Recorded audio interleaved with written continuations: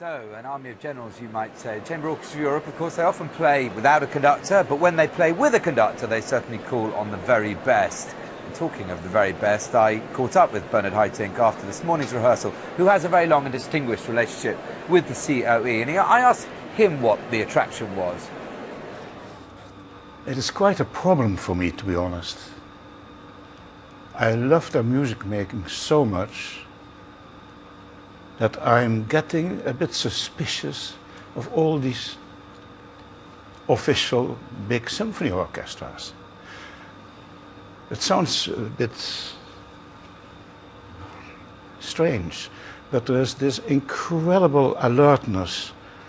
I sometimes compare it with a huge ocean steamer who goes along, and when you want to change course, you have to in advance make sure that, and these are like a speedboat.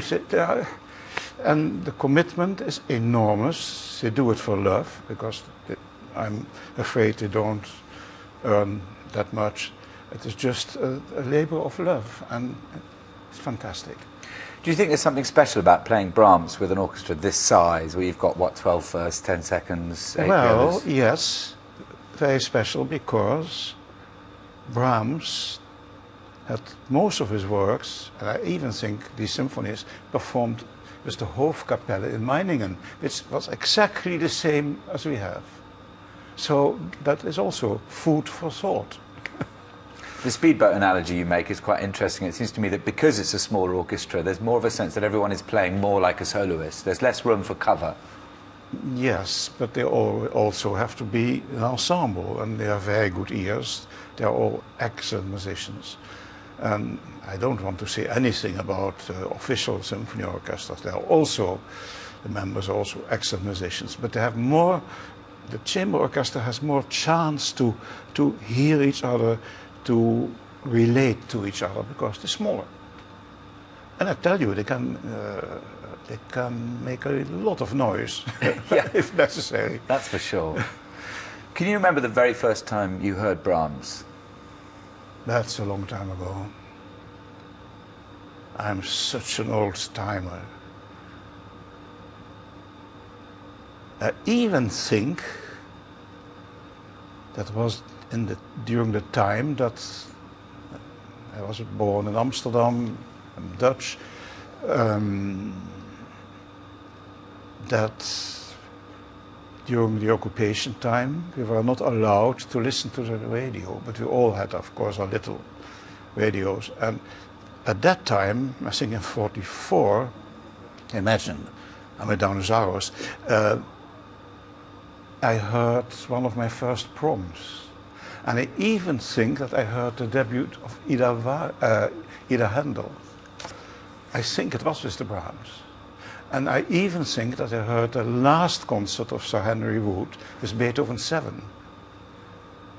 And I listened to a lot of Proms. It was totally different from what it is nowadays. On Monday night you had Wagner night with Basil Cameron, and Tuesday you had Bach and Handel, and it was all, but it's an incredible institution. And here we are. When you open a score of Brahms, I mean, you've been conducting Brahms to the most extraordinary degree for so many years now. How much do you feel that you've been on a kind of a constant personal odyssey with this music in terms of your interpretation, you know, say the Third Symphony? How different is it now, do you think, from how it was? Listen, that word interpretation should in a way be forbidden. I mean, when people talk about, oh, that is my interpretation, I get a bit seasick in my stomach. We have these wonderful scores, and we have to try to make it work. And you have wonderful musicians. So what's the problem? Just make music and use the wonderful score which Brahms and which all composers have written. And with Brahms it is a special thing, because one very often confuses Brahms with blown up, but when you look in the score, he so often says poco forte, poco piano. poco mezzo forte. He was a man of in between colors, and that fascinates me.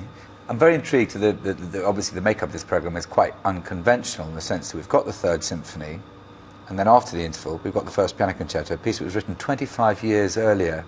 Why that choice? Why that way round? Well, in a way, I'm that same sort of conductor as many of my colleagues who don't want to finish with the Third Symphony because it finishes piano.